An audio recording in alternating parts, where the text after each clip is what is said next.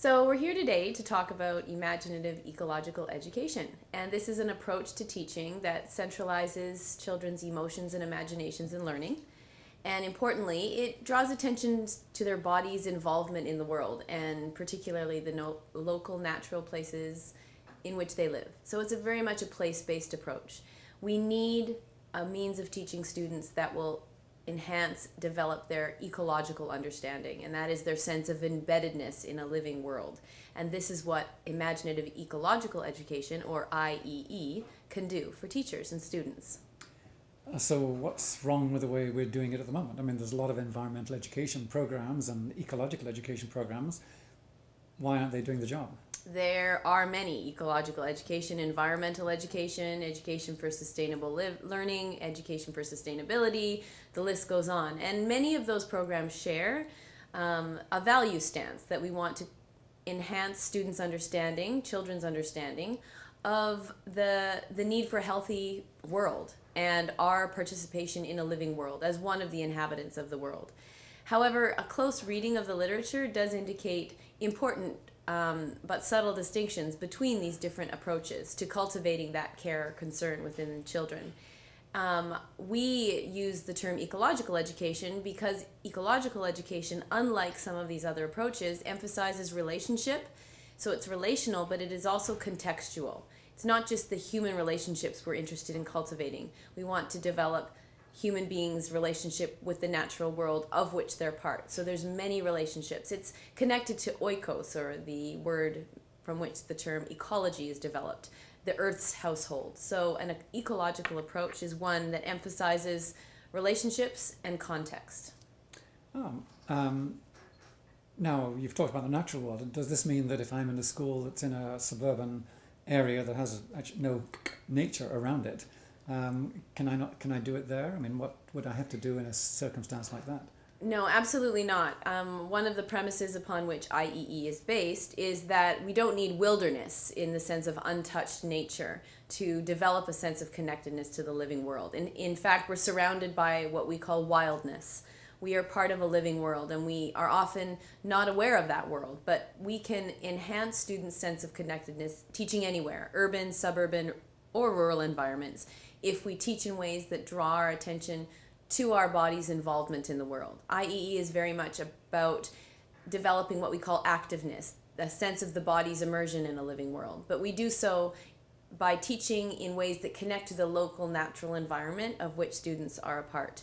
And the biggest feature that distinguishes IEE from other approaches, which I didn't clearly indicate before, was that this is an imaginative and emotional process, that the heart of ecological understanding is an emotional and imaginative one, and yet we teach in ways that ignores that. We tend to teach in ways that are objectives based. The more traditional forms of teaching are more objectives driven, and therefore we're not identifying in the topics we're teaching what is emotionally and imaginatively important about them.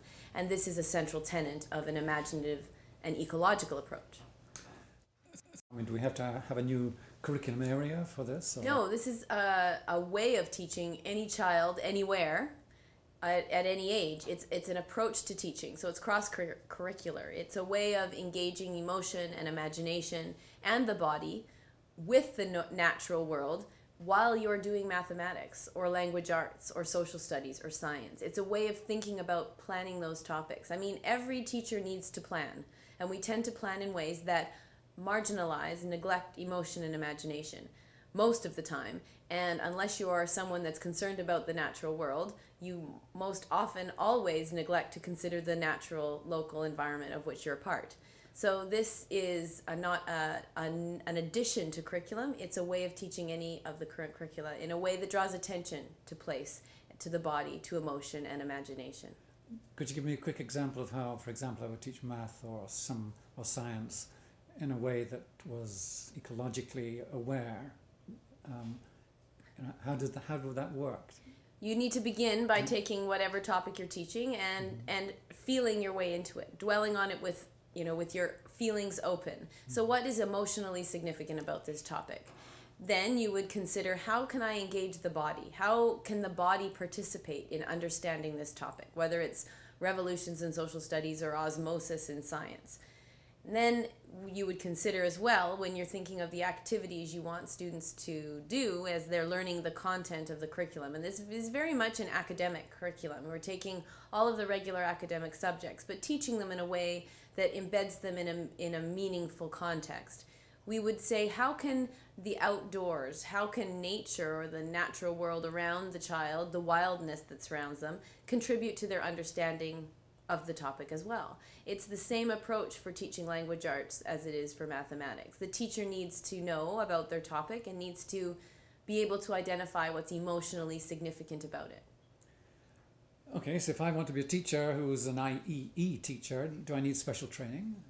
We provide a lot of information on our website, but this is a very different approach to teaching. So I would strongly recommend that any teacher interested in doing this approach become as familiar as they can or with what's available on our website. We have a lot of lessons and examples, short and long. We have templates for teaching. We have tips for beginning, but we also have available an actual kit. If you are interested in learning about this program and implementing it in your classroom, we have a kit which will provide you with all the information, all the teaching, and on a brief program to support you in doing so.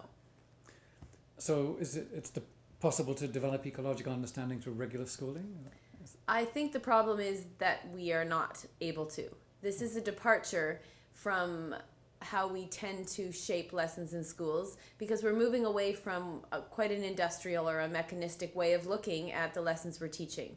And one of my findings in my research has been that even in those programs that look very different, we have children out collecting garbage or restoring a stream bed. They look very experiential, very hands-on, and indeed they are, but they still come out of an approach to teaching that is often objectives driven, rather than beginning with and sustaining the emotional and imaginative core of whatever knowledge it is we're teaching students. So if regular schooling continues to take on an objectives-based approach, then we're missing the mark. Our means and our ends are misaligned. The means with which we're teaching are misaligned with being able to cultivate ecological understanding within our students. I'm not sure what's wrong with having objectives. Nothing inherently wrong. All teachers have objectives. We have objectives for our interview today, but we have objectives we want to fulfill, and it's part of our professional responsibility to fulfill the prescribed learning outcomes. No one is saying that won't happen, but we have emotional and imaginative minds. Students aren't filing cabinets, so if we want the knowledge we're teaching them, the objectives we are going to fulfill, if we want those to be meaningful and memorable to students, we need to look for their emotional and imaginative, the context in which that knowledge exists.